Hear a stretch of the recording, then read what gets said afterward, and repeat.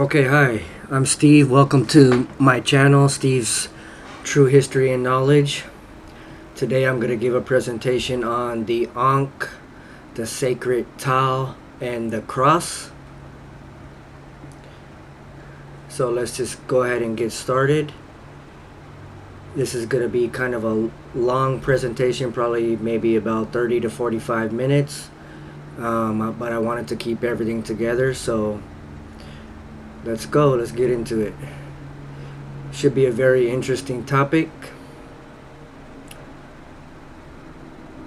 Alright, the Ankh in Egypt.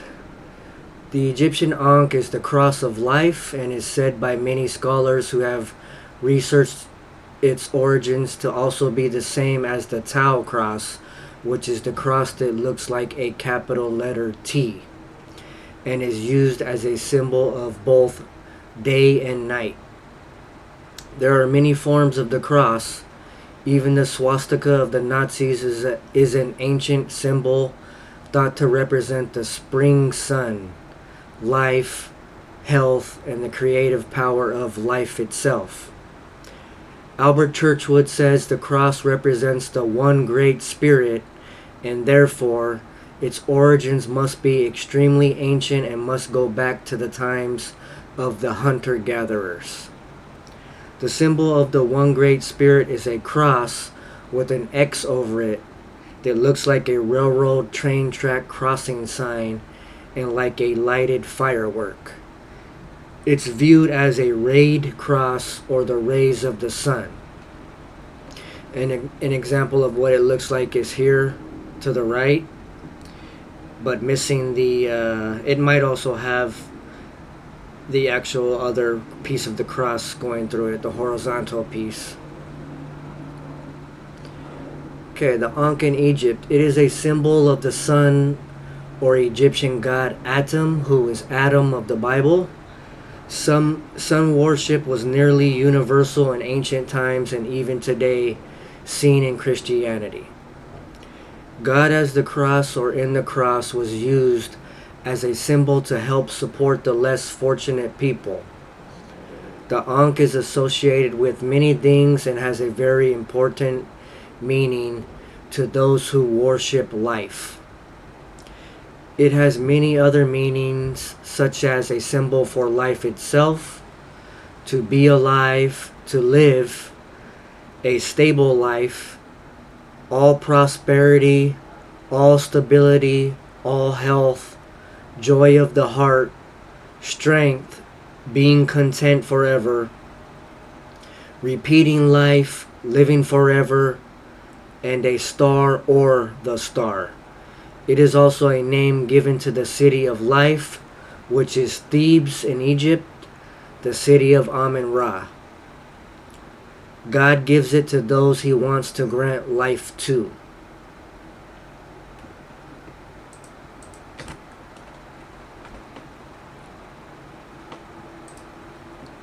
In the beginning, the Ankh was associated with the four quarters of heaven that was ruled by the Ra Mary, who were the great ennead of Anu, the 9 gods with Ra at their head.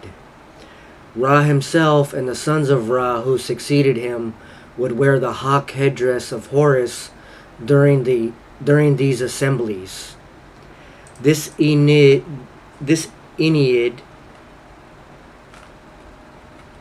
can be looked at as a senate of the upper level of the government of ancient Egypt.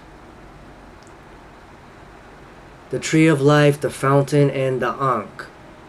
In the Garden of Eden or Adam, it is associated with the tree of life and the fountain underneath it, which Adam and Eve bathed in, and therefore the reason why they were naked. So in the Garden of Eden, under the tree of life, there was a fountain that Adam and Eve bathed in. That's the reason why they were naked. Adam and Eve bathing in the water is a representation of the Ankh, which was the renewing of their life from the water. However, not necessarily their life, but the reincarnation of their mother and father in them and the continuation of the family bloodline. Renew is like the word anew, and in anew we can see Anu, the city of the sun. The term for water renewing life is Uhem Ankh. Water was thought to create life and goes hand in hand with the sun. For the worshippers of life, the Ankh or cross, water, and the sun are the three fundamental symbols of its followers. The Ankh has a masculine and feminine parts. The representation of this is the Ankh upside down, which looks like a circle with a cross on top of it.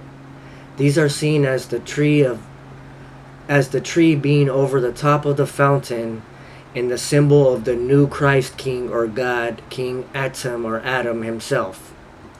These are thought to be the masculine and feminine reproductive parts of the man and woman.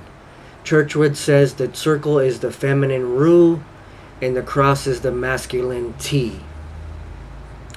During intercourse, the man is over the top of the female, not behind, and this shows the active creative power, and the female is being passive and underneath. And right here I put the goddess Neith. The four quarters of heaven and Ra.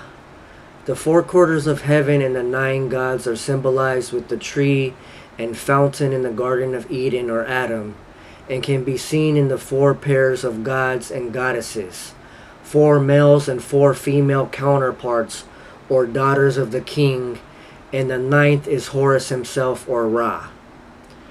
It is the cycling of the gods through the ennead. Each chief of a divided district of Egypt had the ability to be elected to the ennead.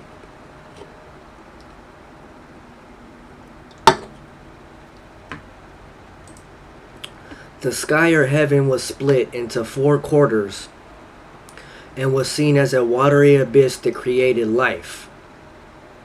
The 4 quarters of heaven was ruled by Ra, who traveled through it in his boat.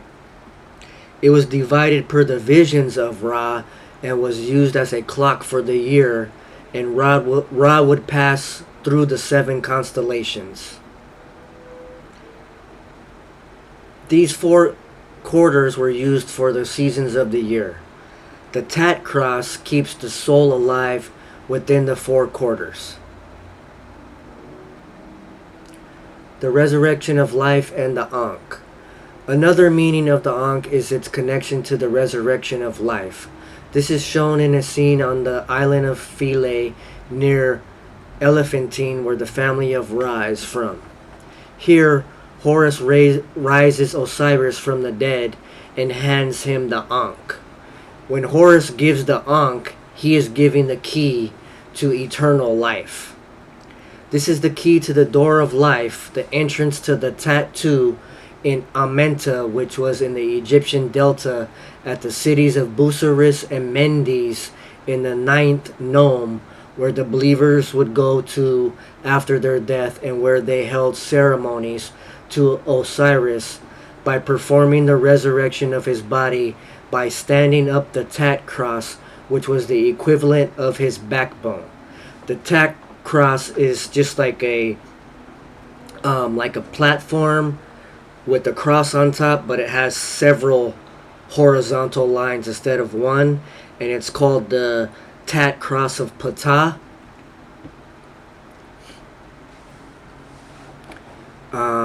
Okay, where are we? Here, it represents the sustaining and reviving power of the male line passed from father to son, and in the female line, mother to daughter of the royal family. The resurrection of life in the Ankh. When held erect, it gives hope and encouragement in the hard times. These hard times are when Set or the northern kingdom gained control, and when Horus, the hero of the Christ, was down or dies. The meaning for these things are a part of the most important ritual. The raising up of, or the resurrection of the cross is the standing up of Ra through the mummy Osiris, the god of resurrection. Winter was the equivalent of the time when Horus was down or dies. The keys to heaven and hell. So those of you who think there's not a hell, there is. At Tatu, the Holy Spirit of Ra mixes with the immortal spirit. In the book of Revelation, Adam Ra uses the Ankh key and his hair-headed scepter to open and close the underworld. Therefore, Ra is the one who holds the power to grant you entrance into heaven or hell. The Ankh and the scepter are the keys to death and hell, and the symbols of resurrection and eternal life or eternity. Eternity comes after death, then comes immortality. Also at the locations of Abydos and Memphis, which were cities of royalty, they held ritual ceremonies where they would carry the Tat cross around the 7 different locations, each one symbolizing a star that Earth's North Pole would point to at a given period of time within one of the constellations. The cross and the serpent.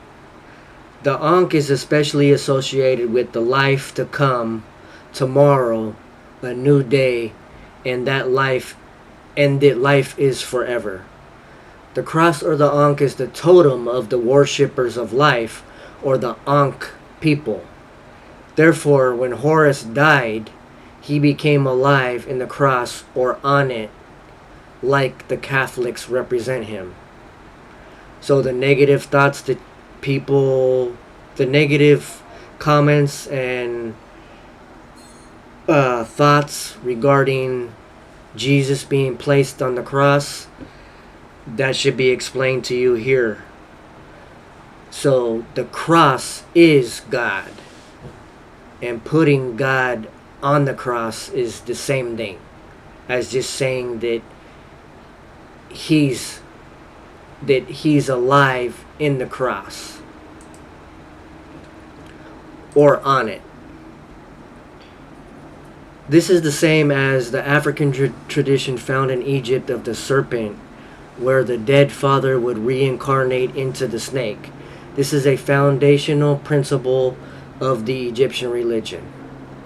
The 2 sister goddesses Nephthys and Isis as the serpents sometimes are pictured in the Egyptian writings holding the Ankh. The cross. It's thought that the cross was formed by the simplicity of forming it, and it is common to find crosses in Egypt. The cross was highly venerated by men purposefully because of its importance. In Egypt, the T, the sacred T, is related to tattooing, and they would tattoo a cross on the dead, of whom the gods would become joyful when they viewed the dead bodies and saw the crosses. The pastoralist people used it to distinguish their flocks of sheep. Pastoralism and branding of the animals with a cross is an important part of proto-Christianity. Pastoralism and branding. The pastoralist people used the cross to distinguish between their flocks of sheep. Here you can see a brand on the cattle here. Pastoralism and branding of the animals with a cross is an important part of proto-Christianity. Criminals and the Tau cross. It was also related to crime and criminals and used as a mark for murderers and those who were facing the death penalty.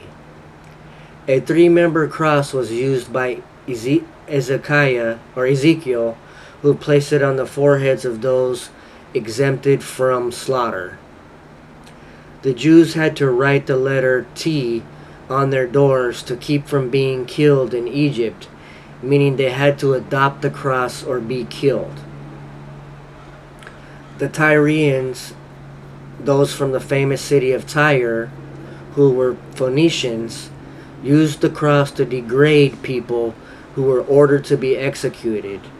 This was by sentencing them to crucifixion.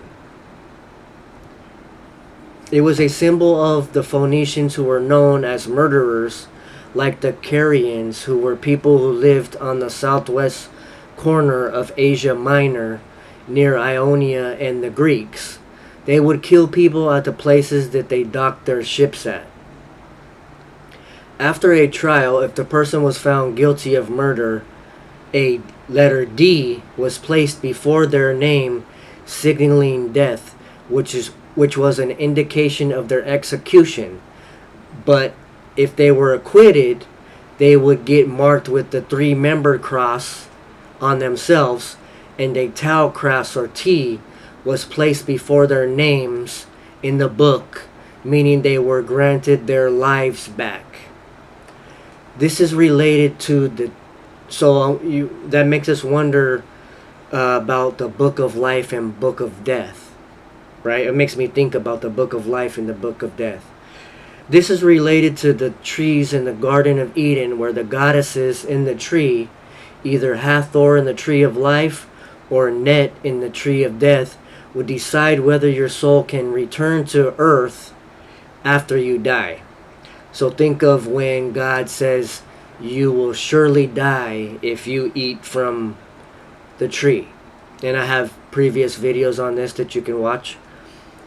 If they were charged with murder but not convicted, the person was considered to have blood on their hands, probably by the family, right, that's convicting them of murder, but they're getting away with it because of their power, their money, whatever.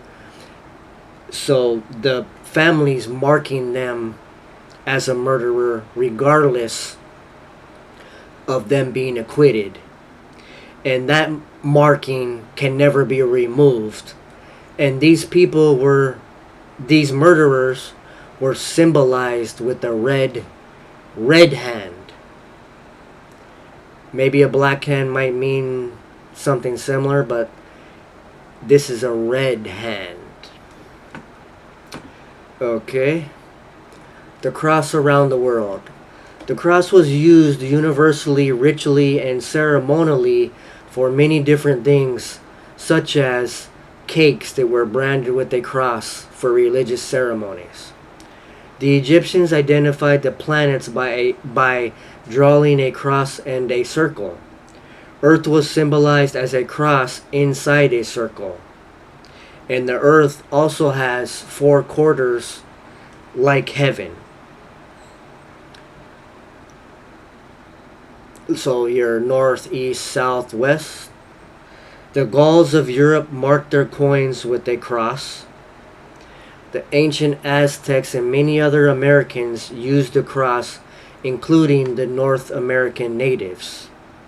To the right we have an Aztec cross here with the sun god, sun symbol in the middle. The cross around the world.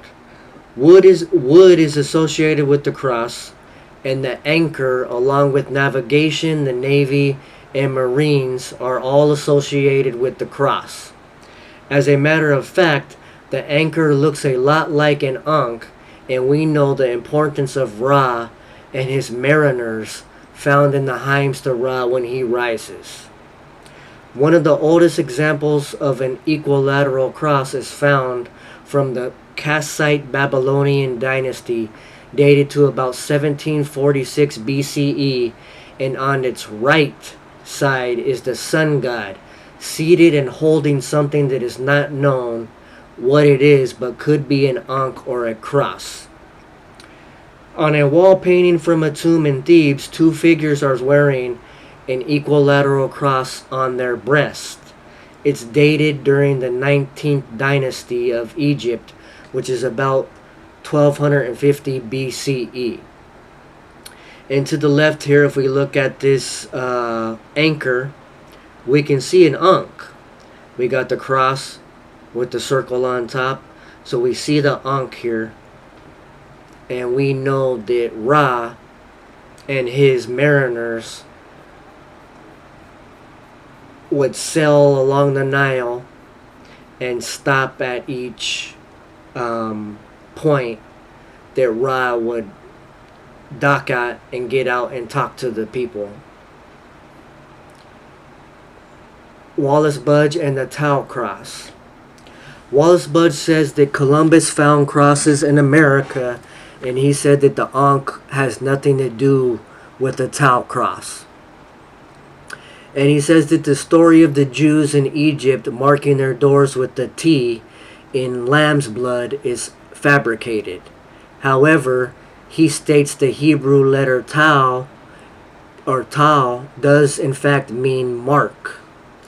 He said the early Christians of Egypt adopted the Tau cross instead of the equilateral cross. So the equilateral cross, I mean, it's self-explanatory, but for those who still don't know, it's just the X, right? The cross where they're not with 90-degree angles, right? Like that, right? But the Tau cross is the T, the actual T. Apart from these remarks by Budge, he does tend to believe that the Tau or sacred T does represent a reproduction organ of the body, and says that the Tau may be the hieroglyph which represents the female organ of generation and is a determinative of birth and life, which makes perfect sense from our research. So this Tau, if it's the hieroglyph, it looks like a how Budge shows it is it looks like a infinity sign on top with a line underneath. And I drew one here. It looks like this.